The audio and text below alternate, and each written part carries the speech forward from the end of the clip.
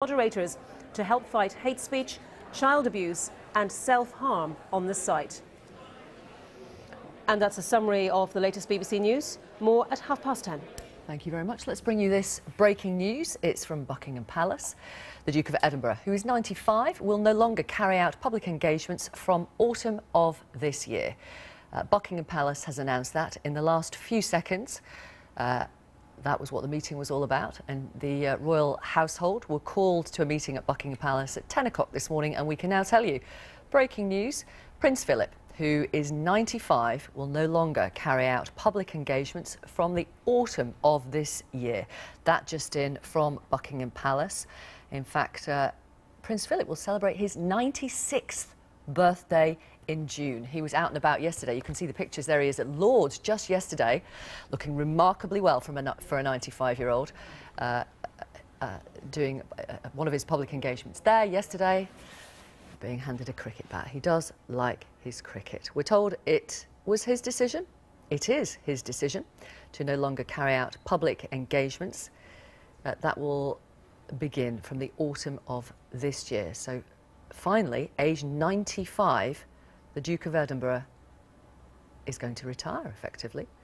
The Queen, as you know, who turned 91 last month, has been slowly handing over some of her duties, although she still carries out around 300 engagements a year, which is astonishing for a 91-year-old. But the breaking news from Buckingham Palace in the last minute: Prince Philip will no longer carry out public engagements from the autumn of this year. He's in good health. He had a cold at Christmas, but then, hey, who didn't? The Queen certainly did. But broadly speaking, he's in very good health. Those pictures that you can see are just from yesterday, actually, where he went to Lord's, where, as you can see, he met various officials from Lord's and various former cricketing legends, I can see right there, as they joke about that bat, which looks rather ancient, actually. The Duke of Edinburgh, who is 95, from the autumn of this year, will no longer carry out any public engagements. That just in from Buckingham Palace. One would imagine that he will still be seen alongside the Queen at perhaps some of her engagements, but we'll get more details, no doubt, from our royal correspondent in the next few minutes. Prince Philip to stand down then from royal duties for good. He's retiring, aged 95. That's the news from Buckingham Palace in the last couple of minutes. As you know, they had a meeting of the royal household at Buckingham Palace this morning. We knew that staff, members of the royal household, were called from, we think, anyway, from Windsor Castle and possibly Sandringham. Not sure if people came down from Balmoral for this announcement, but they clearly wanted to tell the members of staff first before they told the media, which is absolutely fair enough. And here is the full statement from Buckingham Palace. His Royal Highness, the Duke of Edinburgh, has decided that he will no longer carry out public engagements from this autumn. In taking this decision, the Duke has the full support of the Queen. Prince Philip will attend previously scheduled engagements between now and August, both individual and accompanying the Queen. Thereafter, the Duke will not be accepting new invitations for visits and engagements, although he may still choose to attend certain public events from time to time. The Duke of Edinburgh is patron, president or a member of over 780 organisations with which he will continue to be associated, although he will no longer play an active role by attending engagements. And the statement concludes from Buckingham Palace that Her Majesty will continue to carry out a full programme of official engagements with the support of members of the royal family. So Prince Philip is retiring at the age of 95. He will stand down from royal duties for good from the autumn. As the statement says, though, between now and then, he's going to be attending all the things that are in his diary. So all those previously scheduled engagements between now and August, he will go to, both individually and accompanying the Queen. Thereafter, the statement says, he will not be accepting any new invitations for visits and engagements, although he might still to choose might still choose to attend certain public events from time to time. Patron of 780 organisations, the statement says he will continue to be associated with those, although he won't be playing an active role by attending engagements for which he is patron, president or a member. And Nicholas Witchell is here. Hello. Hi. Our royal editor. So this is what the big meeting was all about. Yes, bit of a surprise really that they would feel it necessary to bring staff in, to brief staff before putting out this statement, but that's what they've done. They've brought staff in from different royal households wanting to tell them before making this public. So the Duke, 96 in a couple of months' time. June the 10th, he will be 96. He still has a number of engagements in the diary over coming months, but clearly, as this statement says, he's decided to call it a day in terms of public engagements come the autumn. We shouldn't forget that, of course, they will be celebrating their 70th wedding anniversary in November. Now, it does say that he will occasionally choose to attend certain public events from time to time. So I think we can expect to see him on that occasion. And a number of course, engagements between now and then, the Troop in the Colour, just a week after his 96th birthday. But that familiar role to which we've become so accustomed over these decades of him just in support of the Queen, clearly he feels that he now wishes to curtail that, and we are told that, and I'm sure it's correct, that he has the full support of the Queen in taking that decision. Yeah.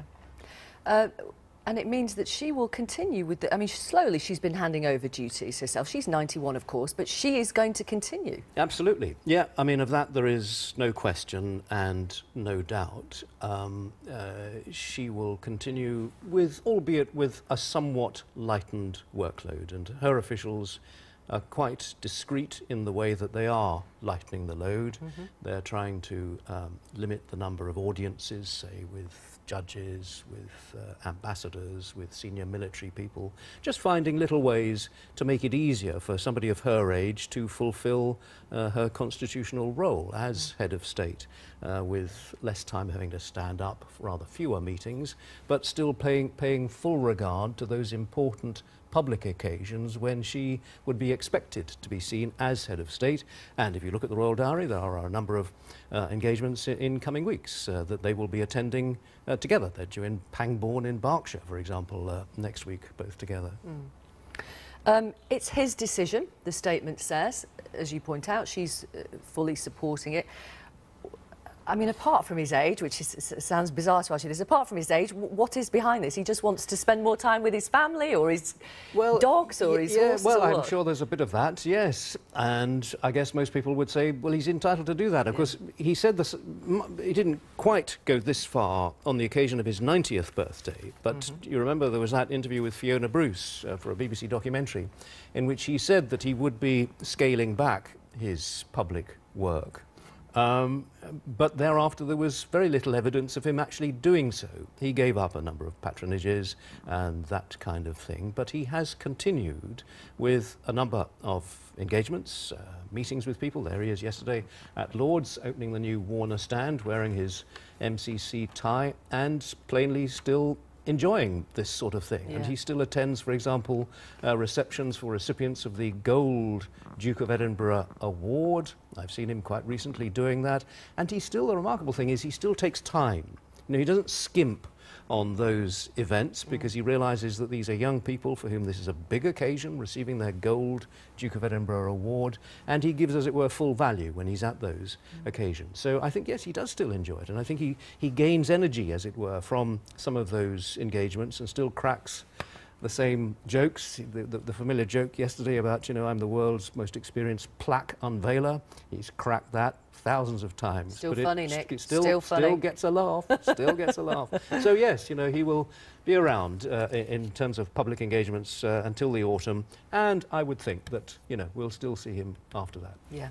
You mentioned the Duke of Edinburgh Award Scheme. He founded that in 1956, designed to give young people a sense of responsibility to themselves, to their communities, and I mean, it's quite an astonishing scheme millions and millions of people have taken part in it from around the world. They have, yeah, and it's spread beyond these shores and has taken root and is quite a significant scheme in a number of other countries, principally Commonwealth countries, but elsewhere. And he still takes a considerable interest in that.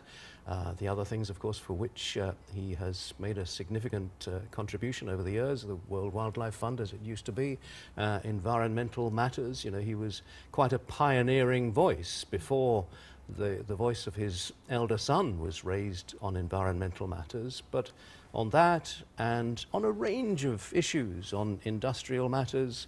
If we go back to the 1950s and 1960s, you've got to remember that the Duke of Edinburgh has quite a significant intellectual curiosity about life in general, about spiritual matters. He's written a number of little monograph books just exploring spiritual matters. So it's that curiosity which I think has occasionally led him to be, shall we say, somewhat impatient with things and people that he's encountered, and sometimes those jokes that we were just referring to haven't always worked. He's remembered for that, but I think he's remembered and will continue to be remembered, of course, for the way in which he has supported the Queen. Yeah. So, royal staff, or the royal household, called for this meeting, as you say, because they wanted to tell the staff before telling the media, which I suppose is fair enough, but it did seem quite dramatic to do that. Yeah, yes. And, well, in the middle of the night, this it leaked out, as it were, and certainly all kinds of completely erroneous impressions were formed. It underlines what an utterly unreliable source of information is social media, because of the nonsense that was on the social media for a number of hours. And then, you know, there was some clarification and guidance that this had nothing to do with any health issue. Yeah. And here we are now, finally, a statement from Buckingham Palace that he has decided, the Duke of Edinburgh, that he will no longer carry out public engagements from the autumn of this year. And there we see him in that familiar role, a role in which we will see rather less of him from the autumn, with the Queen. That, I think, is that at St George's Chapel or Westminster Abbey, I'm not quite sure. But that, yes, the role to which we've become so very accustomed to seeing him over these years. And as I say, I think he will continue for those major occasions from time to time, still be there beside the Queen. I'm going to read the full statement again for those who are just joining us. This is the full statement from Buckingham Palace in the last few minutes concerning the Duke of Edinburgh. His Royal Highness the Duke of Edinburgh has decided that he will no longer carry out public engagements from the autumn of this year. In taking this decision, the Duke has the full support of the Queen. Prince Philip will attend previously scheduled engagements between now and August, both individually and accompanying the Queen. Thereafter, the Duke will not be accepting new invitations for visits and engagements, although he may still choose to attend certain public events from time to time. The Duke of Edinburgh is patron, president or a member of over 780 organisations with which he will continue to be associated, although he will no longer play an active role by attending engagements. Her Majesty will continue to carry out a full programme of official engagements with the support of members of the royal family. So, Prince Philip is retiring, finally, at the age of 95. But as you say, Nick, they've got this humongous wedding anniversary coming up. They have indeed, in November, 70 years, which is extraordinary in itself, Amazing. isn't it? Amazing. I'm not quite sure what you call a 70th wedding anniversary, but significant, I guess, is the word that you would use. So yes, I'm quite sure that he will be attending. Of course he will. The service of Thanksgiving, or whatever is the memorial service, commemoration service. The other, I suppose, significant thing is that it will mean that, of course, the Prince of Wales will now take on a more significant role as the senior male member of the family, which in a sense he has always been as the heir to the throne. Yes. But with his father now, as it were, retiring from most public engagements, I would imagine that we will see more of the Queen and Prince Charles, perhaps accompanying her on significant events to which previously we would have expected to see the Duke of Edinburgh by her side. So we'll just have to see how that works out. Yeah. I mean, nearly 800 organisations he's patron president or a member of. The public engagements that are associated with those hundreds of organisations, they're going to have to be shared out, are they now, amongst Prince of Wales and their grandchildren? And I mean, that is what he has continued and is continuing to do. There are any number of lunches and dinners that he attends. Not many of them terribly physically demanding. You wouldn't expect them to be for a 95-year-old and almost 96-year-old, but nonetheless you still have to concentrate and remember who people are and make polite conversation with any number of different people, whether it's a lunch or a dinner, or going to Lord's yesterday, as we see there, opening that new stand. That, of course, cricket, you know, has been quite an interest and a passion of his. He was not a bad cricketer himself years ago, and it is because he retained that interest in things, events, people, that I think he has chosen, even though he's been in his 90s, to continue with public engagements, notwithstanding that at the age of 90, he sort of said, well, I'm going to be pulling back significantly, which he hasn't actually done. He did a bit, but now is the moment when finally he is pulling back. Well, it's hard to retire, actually, isn't it? Hard to, I think. I mean, he will obviously have had conversations with the Queen about this. Perhaps they will have talked about whether she should retire too, but she's not going to, because this is a job for life. Well, she won't. No, she can't retire, and she knows that. The load can be lightened, but there are certain functions that only she can perform, so long as she is physically and mentally capable of doing that, and she certainly is those things, and so she will continue in the role, and she knows, as you say, that it is a role for life, and it is upon that basis that she has continued and been monarch for, what is it now, 65 years. Yeah, of course, 65 years, yes. So, the grandchildren, William and Harry, with Kate, are they going to step up and do more? Oh, yes, certainly. I mean, that we're already seeing significant evidence of that, and I think that is accepted, and we know that, you know, William and Kate, Catherine, are relocating to London. He's giving up his role as air ambulance pilot, and whether this has been a matter of discussion within the family specifically, or whether just in general terms, we don't know, and we won't know. But clearly, within the family, it has been self-evident to the younger members that with grandparents who are in their 90s, there inevitably was going to be a greater load falling on them and a greater expectation on them to do more. Now, William has, on occasions in the past, been criticised for not doing enough. I spoke to him, did an interview with him last year, you know, and put to him this whole work-shy William stuff, and he said that, you know, it can wear you down if you take on too much of the royal duty and responsibility at too young an age. But I think that he now accepts that the moment has come, most especially now with his grandfather taking this step back, when he will have to, yes, of course, and I think he will do that quite willingly and happily, step up and accept more of the royal burden. Stay with us, Nick. For those who are just joining us, let me bring you the breaking news that Prince Philip, the Duke of Edinburgh, is going to retire from royal duties for good from this autumn. Nick was mentioning that ahead of Prince Philip's 90th birthday, he spoke to our colleague Fiona Bruce, and this is the moment he mentioned that he might be starting to scale back his duties. I reckon I've done my bit. I want to enjoy myself for a bit now. With less responsibility, less frantic rushing about, less preparation, less trying to think of something to say. And on top of that, memory's going. I can't remember names and things. Yes, I'm just sort of winding down. That was a few years ago. He's finally winding down. The Queen's former press secretary, Dickie Arbiter, is on the phone now. Hello to you. Good morning. Hello. Good morning. How do you react to this news? I think it's a natural process, really. He did say 6 years ago, and we've got to remember it was 6 years ago when he turned 90, that he would be scaling back.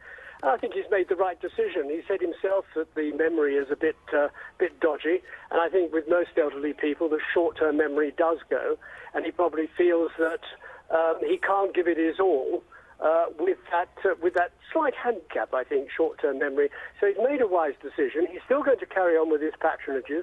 He'll probably still carry on carriage driving. He'll probably still carry on with the odd engagement, which he will decide as and when it arises, whether he feels he would like to do it. But in terms of sort of on the road every day, all day, that's going to be a thing of the past. And it's a very wise decision. Let's make it very clear. He's still robust. He's still very healthy, as we saw the other day at Lord's Cricket Ground, and still able to crack a joke. Yes. So what will he do then with this time? I think he might sit at his computer. He was the first person in Buckingham Palace to use a computer long before other people were using it. He's a bit of a technophobe, and he'll probably sit down and start maybe writing his memoirs, putting down on paper something that could eventually go into the archives for historians. He's got a great story to tell, and he's got a lot to tell, so that will keep him occupied. His patronages will still contact him. He'll still be there to advise his patronages if they want the advice, and he'll still be supporting his patronages. And I think on very rare occasions we might well see him in support of the Queen when she's out and about. Not necessarily on walkabouts, but maybe on state occasions. We're told it was his decision. He has the full support of the Queen. You'd expect it to be his decision, would you, Dickie Arbiter? I would have expected that decision. Look, the man is 96. Most 96-year-olds have got their feet up, and it's taken a long time for him to put his feet up, and I very much doubt he will put his feet up. He'll still be involved in something, even if it's just from his office, on phone calls, in talking to his patronages, talking to his charities, maybe even visiting them on a private visit. He's not giving up life. He's just stepping back from full-time public engagements and taking it a little bit easier. But he'll be there in support of the Queen, and the Queen at 91 is going to be carrying on as normal with the support of the rest of the family. Yeah. Although she has slowly been handing over duties, yet she still carries out, I think, something like 300 duties a year. That is a lot. It's a sizable number. She will still do audiences. We've got to remember she does work that we don't see, that we don't hear about. I mean, we know about it. We know she goes through her red boxes probably about 3 times a day. These are official papers, and she's very assiduous in that. She reads every word that's put in front of her. She makes notes. She has audiences with Prime Minister. She meets ministers. She meets clergy. She meets military chiefs. So she's still very much working behind the scenes, not necessarily out in public. But 300 public engagements, not bad for a 91-year-old, is it? Absolutely. In terms of taking some of the pressure from those engagements which Prince Philip is stepping back from, obviously we know the Duke and Duchess of Cambridge are moving to London from Norfolk. That will help shoulder the burden a little more. That will help considerably. I think the Duke of Cambridge has made a very wise decision to give up helicopter flying. We wouldn't have thanked him had he sort of turned his back on all his training and gone straight into Royal Duites. After all, the taxpayer did pay for him to train in the Air Force, and he did put it to very good use as an air ambulance helicopter pilot. But I think it's time to move on. He's in his 30s, and his grandfather's stepping back, and he needs to step up to the plate, and that's exactly what he's going to do. And we'll see a lot more of him, a lot more on not necessarily things like conservation, but more things with substance, some of the things that the Duke of Edinburgh was doing. Yes. This meeting, which happened at 10 o'clock, we're told involved quite a few members of the royal household. How does this announcement affect royal staff? Well, it's really briefing the staff and the household on what is actually happening, because obviously there's going to be a lot more coming and goings by other members of the royal family.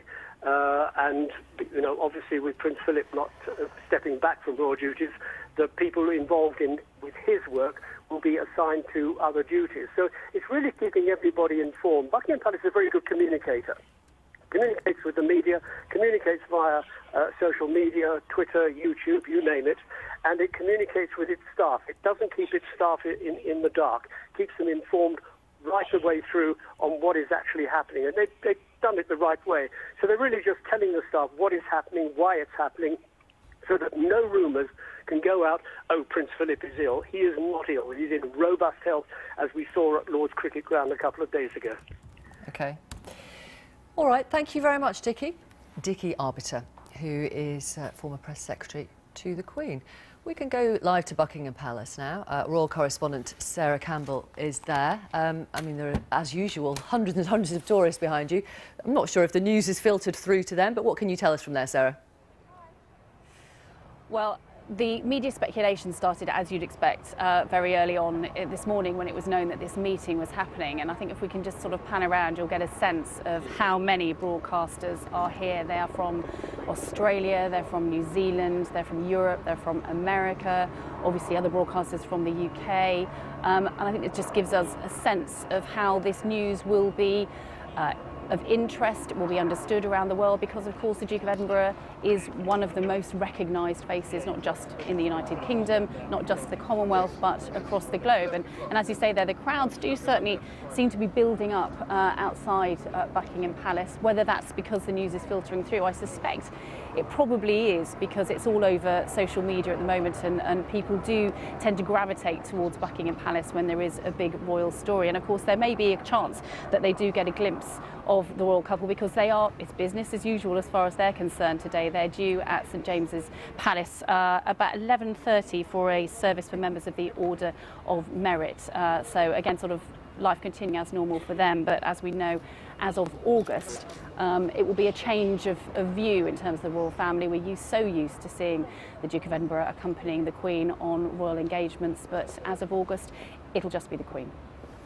And I wonder if you would expect, Sarah, that it will be the Prince of Wales, it will be Prince Charles, who we will see alongside the Queen at some of her public engagements.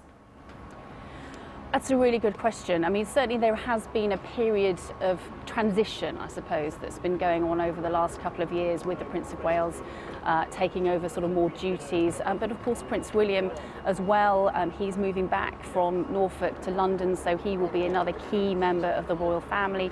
Prince Harry as well, very much, you know, part of the coming to the fore in terms of taking on royal duties.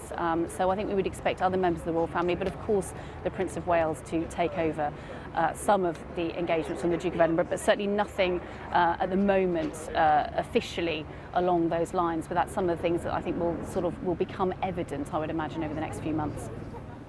Thank you for the moment, Sarah.